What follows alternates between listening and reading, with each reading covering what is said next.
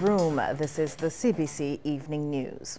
A deal has been reached between contractor Al Barak and government, and it appears the long-standing affair is being settled today. It followed a decision by Mr. Barak to padlock and chain the entrances of the Warren's office complex early this morning. In doing so, locking out hundreds of government workers, demanding the millions owed to him. Chain doors greeted the hundreds of government workers who showed up for work at the Warren's office complex this morning. Private security was also on hand to man the main entrance. An angry Al Barak chanted repeatedly he wanted to be paid the monies owed to him. You owe me money, so pay me. He even apologized to workers for the inconvenience. Minister of Housing Dennis Kelman, who was in contact with the contractor since this morning, was on the scene and trying to calm him. The two engaged in brief discussions on the outside about 8:45. At around 9 o'clock, Mr. Barak took a call on Mr. Kelman's cell phone and afterwards stated an agreement had been reached. He said the person on the end of the line was Minister of Finance Chris Sinclair. Barak then proceeded to remove the chain and locks a few minutes after. Mr. Kelman said he had left home earlier intent on settling the matter. As you would appreciate that this is a time of a crisis, and we have been keeping our word, and we said we will settle the matter. And we will settle the matter. Of course. But you also have to appreciate, but you also have to appreciate that we also have legal rights, but which we will not use. Mr. Barak, though not divulging much about the deal, said he was more confident about receiving his money. I would give him that assurance, right? And I don't want to be hostile. Why should I be? You have to learn to trust people. So I think that is it for now. You told me this morning you've been promised this over and over again, and nothing has happened. Yeah, what was said a while ago is different to what was said before. However, he has promised he will take further steps if the matter is not settled by tomorrow. Kishmar Sanjis, CBC News. Thanks, Kishmar. Retrenched workers from the Barbados Transport Board should be receiving outstanding monies by the end of the month. This was announced earlier today by the board's general manager, Sandra Ford, after close to 40 former workers assembled outside the Weymouth headquarters to protest the late payment of severance. Dale Ford explains. The angry workers arrived at the Weymouth facility just before 11, upset that they had not been paid severance. They told reporters that they have already received holiday pay and pay in lieu of notice, and they indicated unemployment benefits will run out by September 8th. General Manager Sandra Ford, accompanied by Board Chairman Anthony Wiltshire, made a brief statement to the media indicating the board will release funds to the workers by the end of the month. We are not in possession of the total funds, but to show good faith, we shall be paying some of the funds to all of the affected employees commencing August 29, 2014. That's next Friday. Afterwards, management spoke to workers directly, who demanded they wanted their monies in full. I got my bills to pay and I got my children to stay in school. I want all my money. They could have come out and explained to the people, just like how Ms. Ford now come out and talk. They could have told the workers what to expect. We want Mr. Lashley to come here and verify that we ain't getting the money.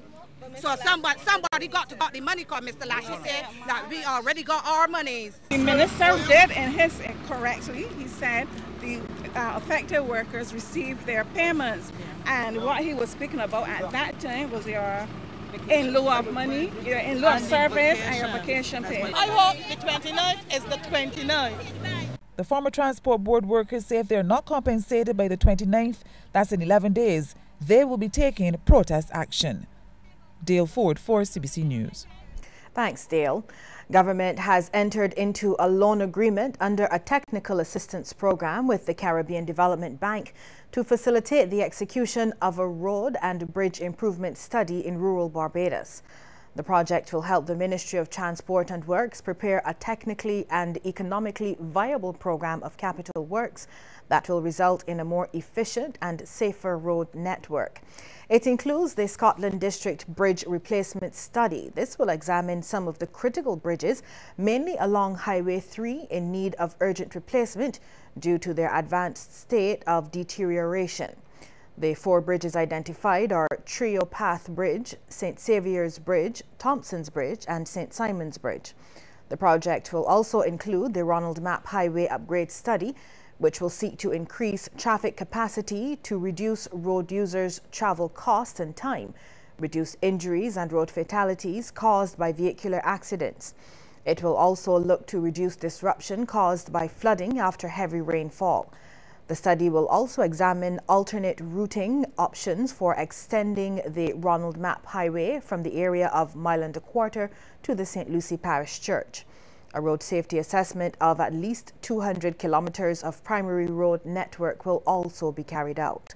Consultancies will begin shortly and should last for approximately 6 to 8 months.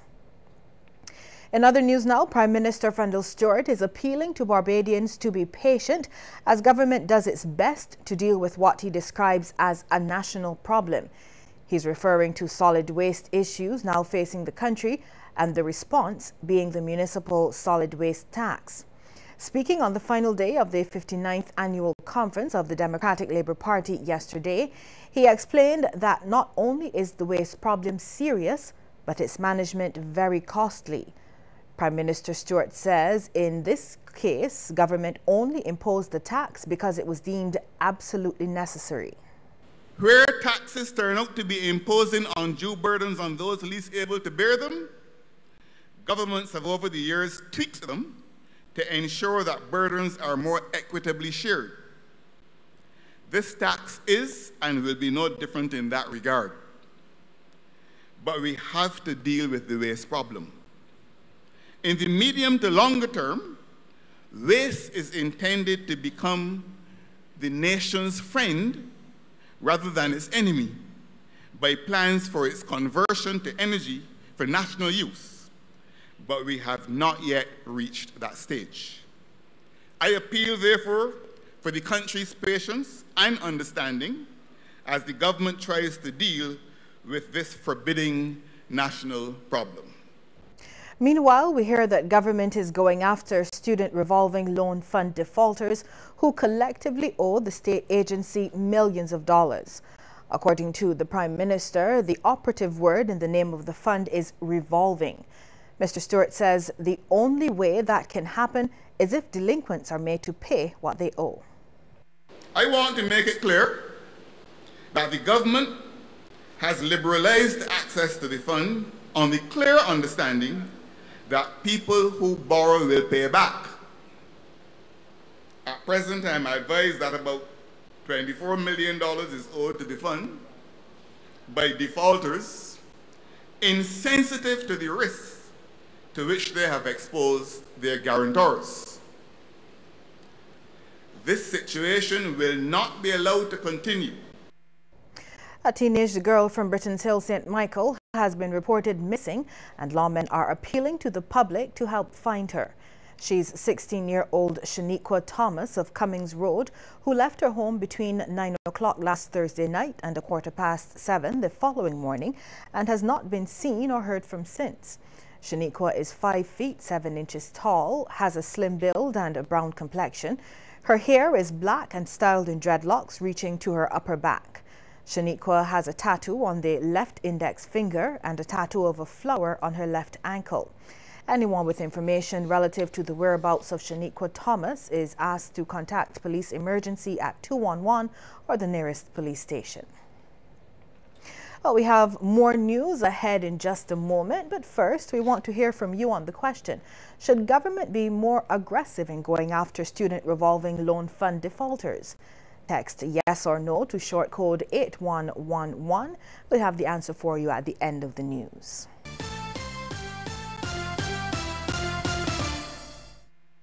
Right from its start over 80 years ago, Goddard Enterprises made innovation and diversification its own proud tradition.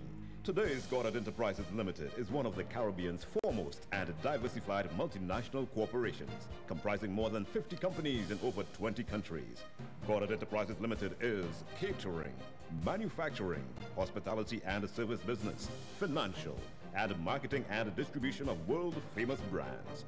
Goddard Enterprises, the tradition of innovation and service since 1921. I sent a text to the economic program, and then I got a call saying that I was a winner.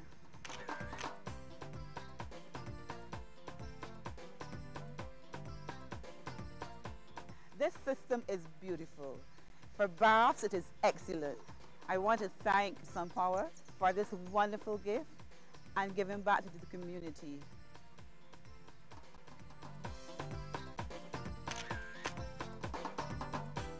And I want to say again, thanks very much to Economics and SunPower, and I encourage everyone to watch the show. You too can be a winner.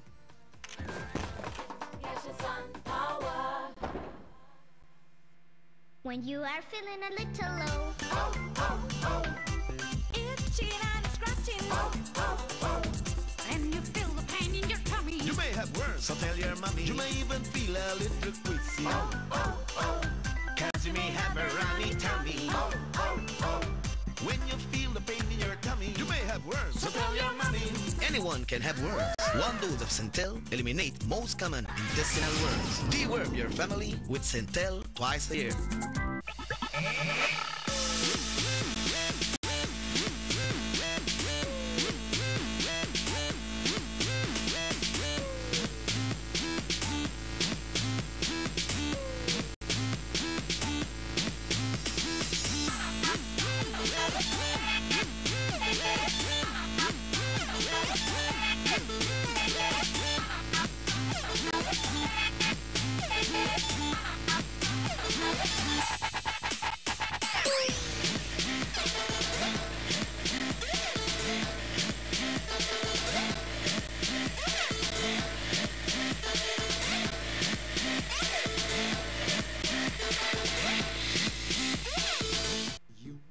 Got into a car accident.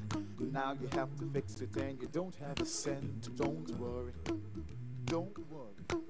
be happy. Your home got flooded out and you've lost it all, and chances to recover start to look very small. Don't worry, be happy. Want to live the worry-free life today?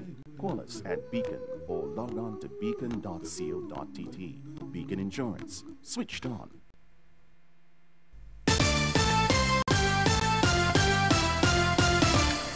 There's a scripture at 1 Samuel 16:7 that says in part, "The Lord does not look at the things people look at.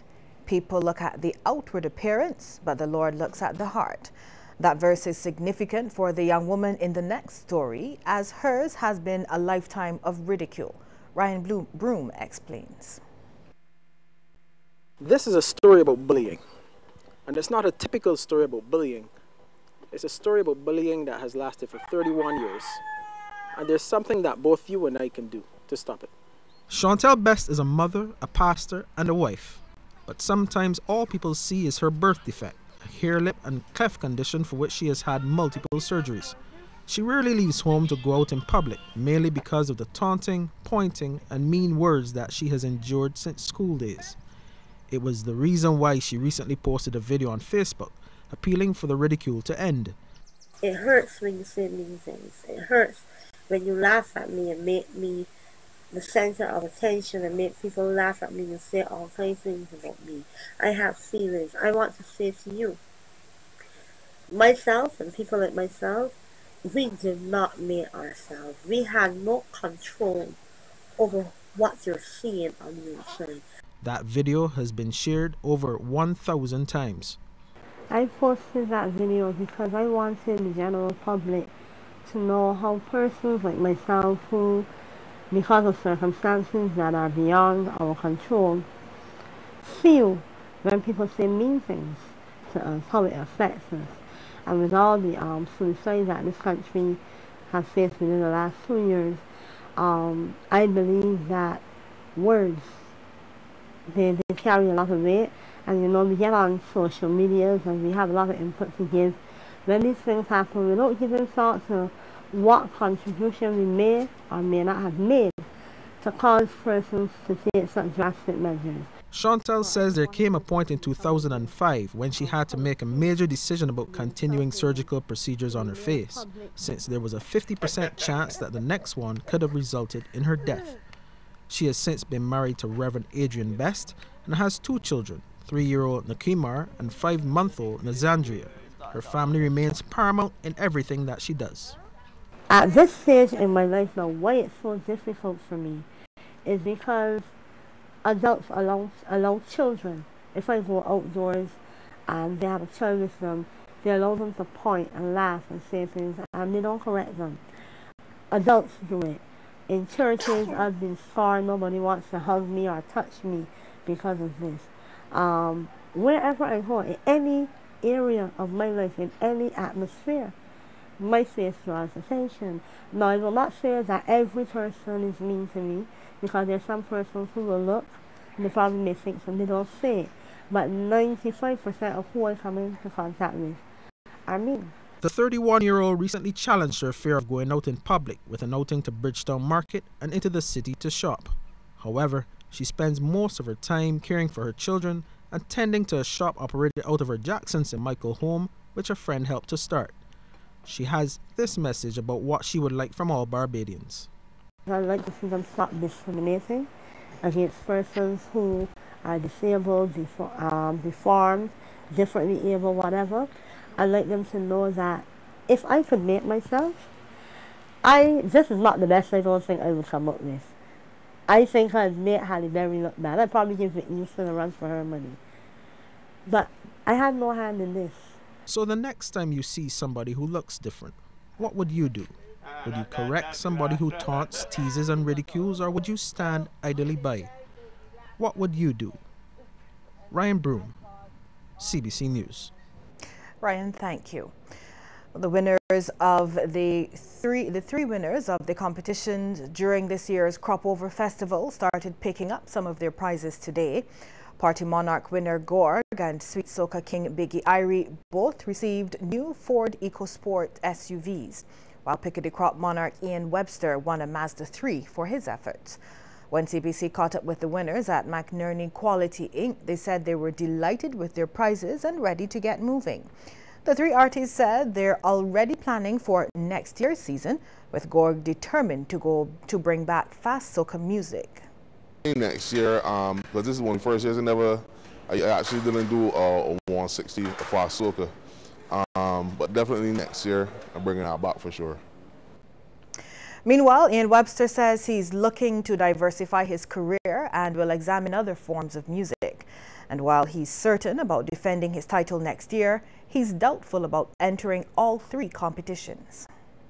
3 competitions was tough this year. I'm not sure that I'm going to do that again. I'm not sure, I really am not sure. You can look out for me next year to probably defend again or even enter one of the party competitions, but I am definitely not sure that I will do all 3 competitions again because it takes a lot out of you. Both Gorg and Biggie have plans of touring the globe, but Webster, who teaches at the Springer Memorial, plans to take it easy over the next few weeks to prepare for the upcoming school year. We'll have regional news next, but first a reminder that we want to hear from you on the question, should government be more aggressive in going after student revolving loan fund defaulters? Text yes or no to short code 8111. We'll have the answer for you at the end of the news. And